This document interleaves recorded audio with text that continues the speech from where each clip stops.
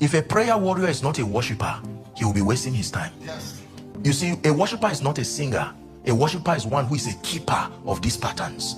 In Acts chapter 15, when we read 16 and 17, the apostles were speaking and they spoke about the prophecy that Amos brought. Remember verse 16. Let me say a word about that. 15, 16 and 17. Acts 15. And after this I will return, he said, and I will build again the tabernacle of David.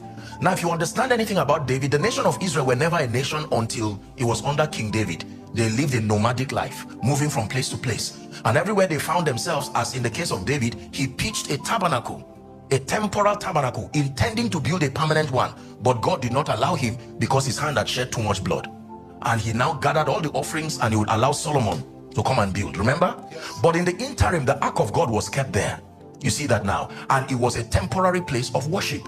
And then Amos would tell us that there was a prophecy upon David because he was a man after God's, not God's mind. He was a man after God's heart. You see that David kept this pattern.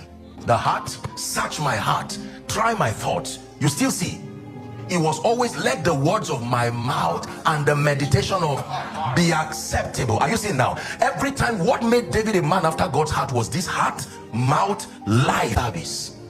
I'd rather be a doorkeeper in your house. You see the pattern scattered through the life of David. Now, the rebuilding of the tabernacle of David is a prophetic expression. It doesn't just mean a rebuilding of a physical tabernacle, because Jesus already said the hour cometh and now is. It will no longer be an issue of building or location. The tabernacle of David in prophecy is a restoration of a divine order where there is a unified, acceptable system of worship. Are we together? That points to a person, not a location. It does not depend on a particular people group, but every other person. Jews and Gentiles will be melted into one new man in Christ. And number two, it will be about intimacy beyond activity. Are we together now? So when we talk about the restoration of the tabernacle of David, there's no new tabernacle anywhere. No. What is happening right now is that he told David that out of David, the person who will do that rebuilding, and that's why Jesus is called Son of David. So Jesus came as a fulfillment.